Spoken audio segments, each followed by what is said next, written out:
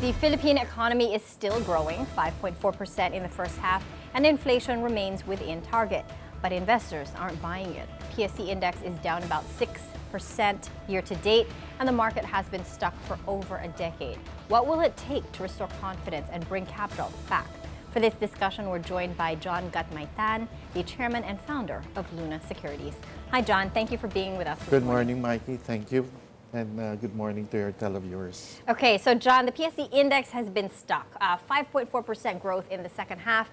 Second half of the year. Inflation within expectations. Corporate earnings managed single-digit growth in the second quarter. The PSE Index is down about 6% year to date. Why isn't the market performing better despite moderate growth and tame inflation? Okay. The very fundamental thing is the liquidity of the country. No? We've been growing 6% in terms of money supply growth, and yet, if you look at the banks, they grow their business at 12% in terms of loans. So there's not enough cash, especially with your government deficit. Mm-hmm. No? So it takes away some degree of volatility, especially this controversy that we're seeing. Yeah, it's been headline after the headline. The leakage takes the, multiplier effect. It's lesser. So instead of full impact of the money, you have less. So we need to contend with the liquidity issue. Bourses like ours thrive on excess liquidity. Right now, we're not seeing it. Money supply growth at 6% in the first half. What does that tell you, John? Well, that is something going on in the last 2-3 years. That's why slowly, things slows down, the economy. Okay. On top of that, all of the external risks. What are the biggest risks to our economy and naturally to the stock market as we continue in this second half through to 2026? The risk is, can we participate in the new paradigms? First thing, are we investing in AI? Are we looking at the new health protocols? Are we looking at ways of doing things? Are we investing? That because the next wave, can we compete? Yeah. Are we competitive? Yeah, everybody, especially foreign investors, are really looking to AI. And when you look at the gains in Wall Street, it's really driven by AI and tech stocks. And one lament of foreign investors is that there aren't any real companies focused on AI in the country. Taking a look at our basket of stocks, who would be the closest to investing in AI?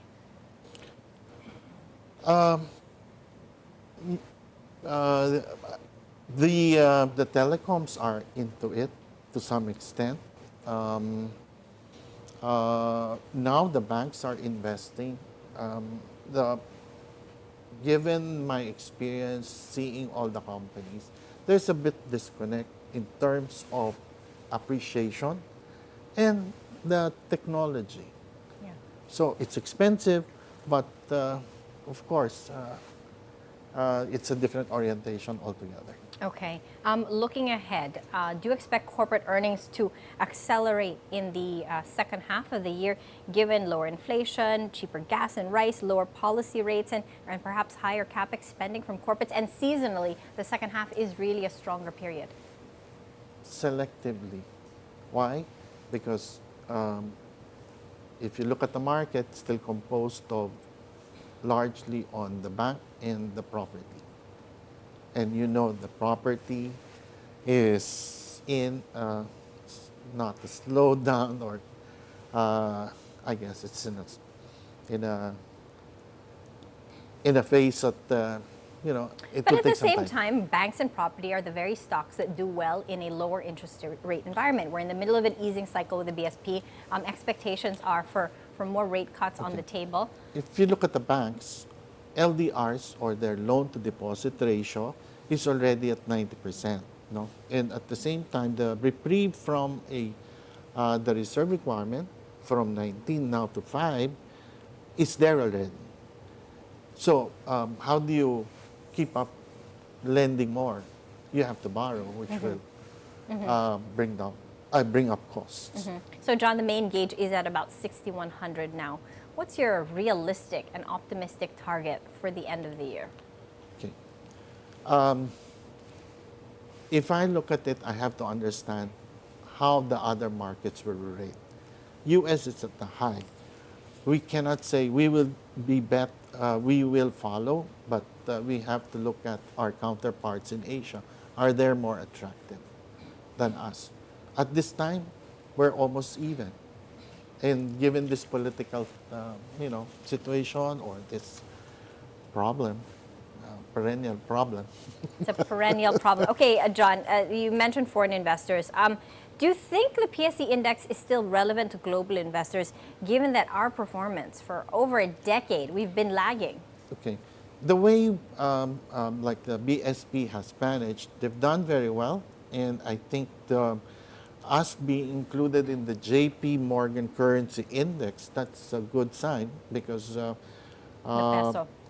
yeah, Yeah. in terms of peso being part of it, uh, equities are not far behind. It feels like we're far behind, though. It feels like we're very far behind, John. Soon, hopefully, moments of brilliance will. And the stock transaction tax that was implemented in July cut to 0.1%, which puts us at par with our ASEAN peers. That Yes. didn't make much of a dent. How do you see the impact on the market? Again, it's the liquidity that we need, or maybe bring up to 9% in terms of the money supply growth. Then there'll be more money to go around, aside from the loans the banks are extending together with the government borrowing. Which is why daily average turnover has been Yeah. so thin, so anemic. Apart from that, only 1% of Filipinos are really invested in the stock That's market. correct. What do we need to do? What do we need to do to get people more interested in stocks, more interested than stocks than gambling? If you look at it, it's really a mindset that the Filipinos should change or have. In other countries, at a very young age, that's what people even young they're put into business camps, and the first thing that you see headlines, it's what the billionaires do. Here in the Philippines, of course, it's different, right? Maybe more on the not saying entertainment. It's more popular among many, not business. Okay, John, corruption scandals. There's been public outrage over corruption in the country, reaching fever pitch. There are protests scheduled this weekend. How is that spilling over in investor confidence? How do you see that playing out in terms of investor confidence? Well, from previous same events like this, no, it takes like 3 or sometimes 6 months for it to be fully discounted. No? If especially if there is more imminent resolution. No? And we've seen that in EDSA 1, EDSA 2, and then the pork barrel scandal before. So, and very soon we'll have rallies. How are you advising clients to navigate in this kind of environment? Okay, that's what we've experienced in the last 3 years, no? Since we started operating 23, 24, and of course 25. It's all stock selection. If Okay. there's nothing to do, there's nothing to do. So be very specific with the stock selection. What's looking good now? Of course, there's the price, and then there's the investment horizon you're looking at. But for someone with a maybe 10-year horizon, 5 to 10-year horizon, what's good now? Okay, if you look at it, there's one company that has been successful in navigating whatever conditions the Philippines is in. That's ICTS, if you're looking at that range. No? They're still growing, and most probably soon there'll be a $1 billion net income company. The one that I really like is Aboitiz Equities. They have grown their business, aside from power, to the bank, properties, infrastructure, and well, My favorite drink, Coca-Cola. Yeah, really solid stocks. Another interesting stock. What about DigiPlus? You know, that was just included in the basket this year. Albi Benitez is a contender based on earlier reports that we shared. Is a contender for being the Speaker of the House. So does that, if he were to ascend as Speaker of the House, how would that change your view of this stock? Okay, it's still the same because I'm not into gambling, no? And that this type of gambling, there is less economic impact. That's why, if ever, I'm okay with the casinos because they employ it. The casinos has already moved or evolved to be entertainment place, resort type, no. But the gambling here is a machine, no employment. Maybe they pay more taxes. No. I think I'll be sold most already. Okay, all right. So what are you advising investors right now? A lot of people are heavy on bonds in this environment. The U.S. is very expensive.